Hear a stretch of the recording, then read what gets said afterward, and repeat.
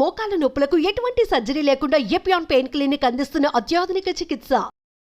Cancer వస్తే ఇంత ఖర్చు అవుతుంది, అంత ఖర్చు అవుతుంది అని చెప్పి మీరు ప్రీమియంలు కట్టండి, ఇన్సూరెన్సులు కట్టండి అని ఒకవైపు ప్రకటనలు చేస్తున్నారు రేడియోలో. ముందుగానే కనుక్కోండి మీకు రోగం వస్తుందని ఈ డయాగ్నోస్టిక్ ల్యాబ్ వాళ్ళు ప్రకటనలు చేస్తున్నారు. 30 సంవత్సరాలు వచ్చాయా, బాడీ చెకప్ రండి, ఒకరు చూపించుకుంటే ఇంకొకరికి ఫ్రీ అని చెప్పి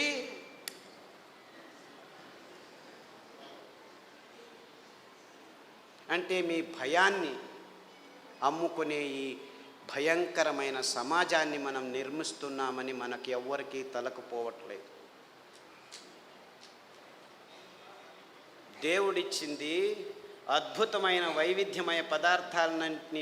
దీనికి కారణం వాళ్ళు కాదు, నేను వాళ్ళని తిట్టడమే లేదు, అంతా మనం చేసుకున్న బుద్ధిమాంద్య పనులే. వాళ్ళు ఇస్తున్న కాఫీలు, వాళ్ళు ఇస్తున్న టీలు, వాళ్ళు ఇస్తున్న పాలు, వాళ్ళు ఇస్తున్న చక్కెర, వాళ్ళు ఇస్తున్న గోధుమ, వాళ్ళు ఇస్తున్న వరి బియ్యం, వాళ్ళు ఇస్తున్న సండే యా మండే కావో అండే అని చెప్పి తెందుల్కర్ వచ్చి జాహీరాతు.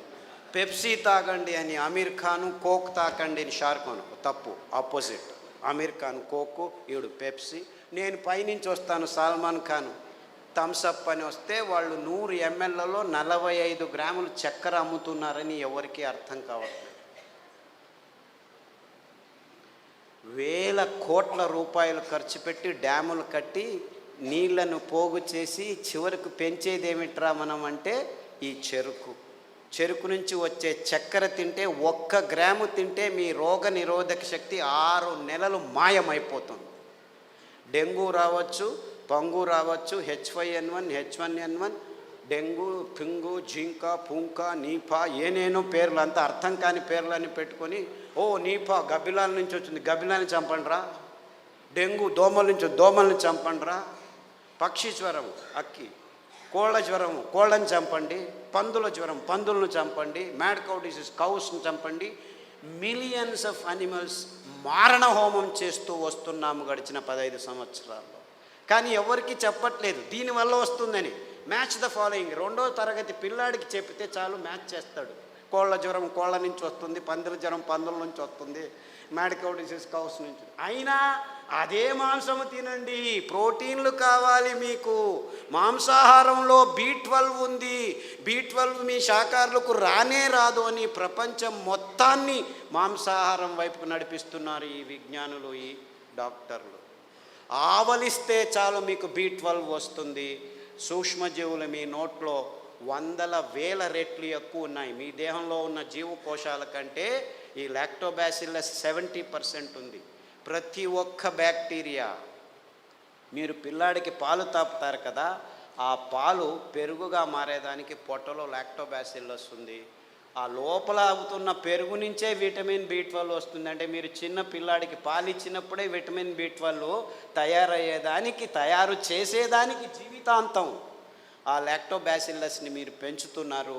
ఈ విషయాన్ని ఎవరు చెప్పట్లేదు. అందరూ B12 ఇంజెక్షన్లు తీసుకోండి, ట్యాబ్లెట్లు తీసుకోండి అని చెప్పడం మొదలుపెట్టారు డాక్టర్లు. ఇంత మోసం చేస్తున్నారు. అంటే మీరు నువ్వుల పాలు, కొబ్బరి పాలు తాగితే చాలు, మీరు లోపలే B12 తయారవుతుంది, అక్కడ బ్యాక్టీరియా ఉంది. లేదు, పెరుగు చేసుకోండి కొబ్బరి పాలతో, ఒక 2 చెంచాలు తినండి వారానికి, చాలు B12 వస్తుంది. ఎంత మోసం చేస్తుంది. ఇప్పుడు ఈ కొత్త స్కామ్ ఇది. B12, vitamin D. అందరూ సాఫ్ట్వేర్ వాళ్ళందరూ లోపల 6 గంటలకు పోయి 12 గంటల వరకు కూర్చొని ఉన్నారు. వేల మంది, లక్షల మంది. వాళ్లకు సూర్యుడు దొరకకుండా విటమిన్ D తక్కువ అవుతుంది, లోపల కొలెస్ట్రాల్ విటమిన్ Dగా మారుతుంది. అది జరగట్లేదు కాబట్టి విటమిన్ T ట్యాబ్లెట్ రెడీ చేసాం, తీసుకోండి అందరూ. ఏం చెప్తే ఓరా వెధవా వెళ్ళి 1 గంట సేపు ఎండలో ఉండరా అంటే చెప్తే చాలు కదా. లేదు, ఇంకా సులభం. పుట్టగొడుగులు ఎర్గోస్టెరాల్ అని ఒక కాంపౌండ్ ఉంది, దానిని ఎండబెడితే 2 గంటలు అది విటమిన్ Dగా మారుతుంది. సో మీరు రావద్దండి, సాఫ్ట్వేర్లో అలా పని చేస్తూనే ఉండండి, పర్వాలేదు. వారానికి ఒకసారి ఎండబెట్టిన పుట్టగొడుగులను నానబెట్టుకొని ఒక 2 సార్లు తింటే మీకు విటమిన్ డి వస్తుందని చెప్పొచ్చు కదా వీళ్ళు. ఎందుకంటే విటమిన్ ట్యాబ్లెట్స్ నుంచి ఏ జీవము సరిగ్గా పీల్చుకోలేదు. Supplements are no good at all. Vitamin tablets are useless. అయినా $1 బిలియన్ బిజినెస్ చేస్తున్నారు. ఏ జీవసత్తువైనా మీ దేహంలోకి రావాలంటే సరి అయిన ఆహారం నుంచే రావాలి. సో ఆ ఆహార పదార్థాలని గుర్తించి చెప్పాల్సిన ఈ విజ్ఞానుల రెస్పాన్సిబిలిటీ ట్యాబ్లెట్లను అమ్మేదానికి వాడుకుంటున్నారు. ఇంతే, ఇంకేమీ లేదు. ఒకరోజు ఊదులు, ఒకరోజు అరికెలు, ఒకరోజు కొర్రలు, ఇంకొక రోజు అండు కొర్రలు తిని మునగాకు కషాయం, చింత ఆకు కషాయం, రావి ఆకు కషాయం, వేప ఆకు కషాయం తాగితే అది ఆడవాళ్ళు పీసీఓడి ప్రాబ్లం కావచ్చు, అంటే అండాశయాల్లో ముట్టయితే ఆగదు, ఆగితే రాదు. ఇలాంటి సన్నివేశమైన వీర్యకణాలు లేక మగవాళ్ళకి ఇప్పుడు ఆడవాళ్ళతో సంభోగం చేయాలంటే శీఘ్రస్ఖలనాలు, అదంతకదే లింగం ఆగిపోవటం, సన్నగా అయిపోవటం, రక్త ప్రసారం జరగకపోవటం, ఇలాంటి ప్రాబ్లమ్స్. Viagra $1 billion business. అదే సాక్ష్యం. నేనేమి కట్టుకథలు చెప్పట్లేదు. ప్రపంచమంతా, మన దేశం ఒక్కటే కాదు.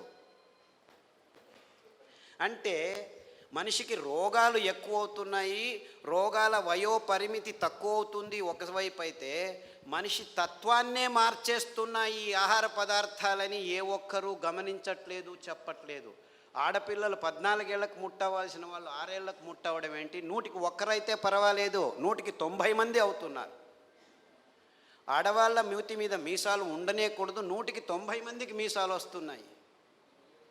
ముట్టు సహజ ప్రక్రియ, అంత ఇబ్బందులు ఏమి ఉండకూడదు, 100కి 100 మందికి నొప్పులు వస్తున్నాయి.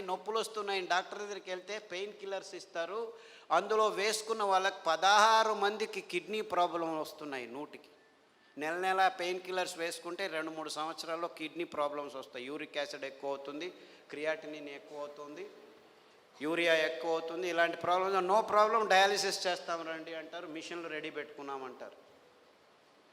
అంటే ఇంత వైజ్ఞానికమైన విషయాలు మన కళ్ళ ముందు, మన ముక్కు కింద జరుగుతూనే ఉన్నాయి. ఏ ఒక్కరూ లేచి అడగట్లేదు, ప్రశ్నించటం లేదు. ఎందుకంటే సైన్స్, విజ్ఞానం అనే ఈ కబంధ హస్తాల్లో ఇరుక్కుపోయాం. అంతా విజ్ఞానమే. ఎక్కడుంది? ఈ వాణిజ్యీకరణ ఒత్తడంలో చేసి ఎవరు నోరు మెదపకుండా చేసేసారు. So what are we doing here? మళ్ళా గొప్పగా జంబాలు, రేపు మొన్నాడు పోయి మంగళగిరిలో సంసారం పొద్దున్న లేస్తే కక్కస్ సరిగ్గా చేయట్లేదు. ప్రతి ఒక్కరూ కక్కస్ చేయాలంటే ట్యాబ్లెట్ తీసుకోవాలి, లేకపోతే వేడి నీళ్ళు తాగాలి, లేకపోతే ఇక్కడి నుంచి అక్కడికి తిరగాలి, బీడీ తాగాలి, సిగరెట్ తాగాలి, కాఫీ తాగాలి, లేదు ఒక పెగ్గు వేయండి. వాడు డాక్టరే పెగ్గు వేయమన్నాడు, మగ్గులు వేసుకుంటూ కూర్చున్నారు. అర్థమైందా peg mug? This is the nonsense that human race has been indulging in the last 30-40 years.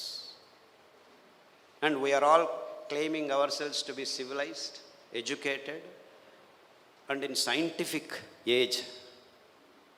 ఏమిట్రా సైన్స్? పొద్దున్న లేస్తే కక్కస్ చేయలేవు, రాత్రి వస్తే నిద్రపోలేవు.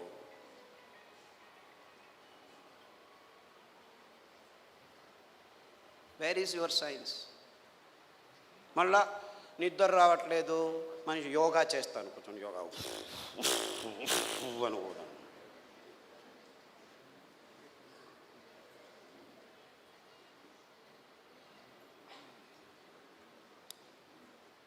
ఏం చేయమంటావు?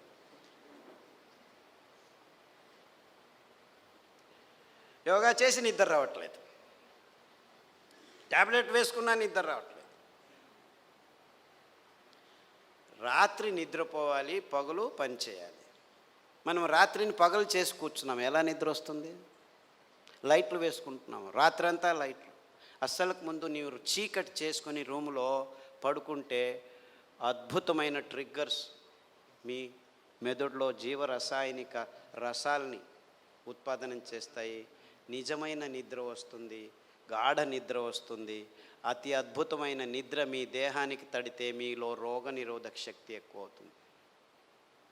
అంటే ఈ మధ్య ప్రపంచంలో మానవ జాతి సరి అయిన నిద్రపోవట్లేదు. ఎందుకంటే కారు అడవుల్లో కూడాను లైట్లు వేసేదానికి రెడీ అయిపోయాం. సో ఒక్క విజ్ఞాని కూడా చెప్పట్లేదు అందరూ చీకటి చేసుకొని నిద్రపోండి అని. ఎప్పుడైనా నిద్ర రాకుంటే ఈ ట్యాబ్లెట్ వేసుకో అని చెప్తున్నారు. మీరు 10 సంవత్సరాలు నిద్ర కోసం ట్యాబ్లెట్ తీసుకున్న వాళ్ళు నా దగ్గరికి వస్తే 3 గంటలు చీకట్లో కూర్చో, ప్రతిరోజు ధ్యానం చెయ్యి, పుస్ అని ఊదొద్దు, ఊరికే దేవుడిని తలుచుకో. ఆస్ట్రేలియా నుంచి ఒక అబ్బాయి వచ్చాడు, 28 ఏళ్ళు. ఎప్పుడు చూడు ట్యాబ్లెట్ ఇది అది అని చెప్పి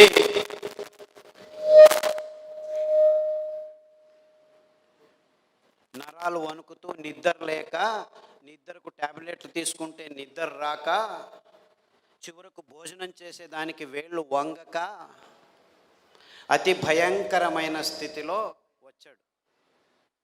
నిద్రపోయి 30 రోజులైంది. ఇలా కళ్ళు ఇలా అయిపోయాడు. వాళ్ళ అమ్మ నాన్న ఎంతో బాధపడుతూ ఇలా అయిపోయాడు, ఆస్ట్రేలియాకి తీసుకెళ్ళాము, అమెరికాకి తీసుకెళ్ళాము, అన్ని మందులు ఇచ్చాము, ఏమీ కావట్లేదు. అరికలో రాత్రి నానబెట్టి ఉదయం నానబెట్టి రాత్రి, ఉదయం వండిన గంజి రాత్రి వండిన గంజి ఉదయం తాగిపించండి. దానికి తోడు చన్న సాంబారు ఉల్లిపాయలు, ఎర్రగడ్డలు దంచి మజ్జిగలో వేసి ఆ మజ్జిగ తాగించండి.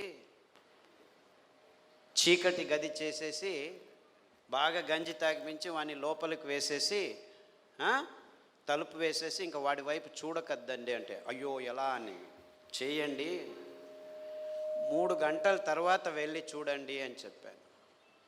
అక్కడ బెడ్ కూడా వేయకండి అని చెప్పాను. 3 గంటలు తట్టుకోలేక ఆ తల్లి 1:30 గంటకే మెల్లిగా తలుపు తీసి చూస్తే వాడు బార్లా పడుకొని నిద్రపోయాడు. 3 రోజులు లేవలేదు వాడు. ఫోన్ చేసి లేవటమే లేదు, లేపి గంజి వాడు, ఏమీ చేయొద్దండి నిద్రపోనివాడు, 3 రోజులు కాదు 6 రోజులు నిద్రపోయినా ఏమీ ఇబ్బంది లేదు అని చెప్తే 3 రోజుల తర్వాత లేచి కంప్లీట్లీ ఆల్ రైట్, మళ్ళీ ల్యాప్టాప్ తీసుకుంటాను అంటాడు. వేదవా, ఆ ల్యాప్టాప్ నుంచే నీకు ఈ రోగం వచ్చిందిరా.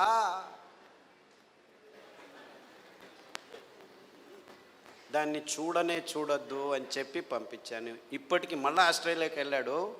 ప్రతిదినం రోజు రూమును చీకటి చేసుకొని పడుకుంటున్నాడు. సో ఎవరెవరికి నిద్రపోయేదానికి అది ఒక కారణం కావంటే ప్రతి 10 నిమిషాలకు లేచి ఉచ్చలు పోసేదానికి రెడీ అయిపోతున్నారు అందరు. 25 సంవత్సరాల పిల్లలు కూడాను 2 గంటలకు ఒకసారి లేచేది, ఉచ్చలు పోసేది, వచ్చేది. అందుకే అటాచ్డ్ బాత్రూమ్లు ఎక్కువైపోయాయి మనకు.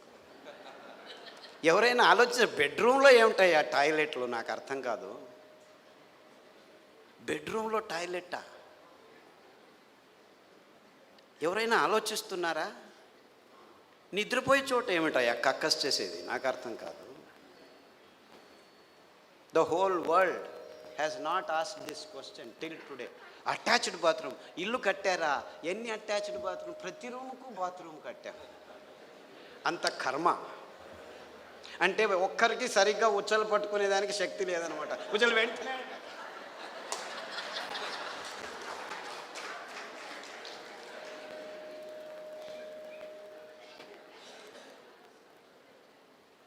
అండుకొరల గంజి తాగండి, రాత్రి పడుకుంటే పొద్దున వరకు లేవాల్సిన అవసరం లేదు. In fact there have been zillions అని చెప్పాలి నేను. అంటే 100 మంది పెద్దవాళ్ళు 60 ఏళ్ళు 50 ఏళ్ళు 70 ఏళ్ళు ఉన్నవాళ్ళు రోజు రాత్రి 2 గంటలకు లేచి ఉచ్చలు, అది ప్రోస్టేట్ ప్రాబ్లము, ఈ ప్రాబ్లమ్, ఏ ప్రాబ్లం అన్నా ఉన్నివ్వండి, అరికెల గంజి తాగండి.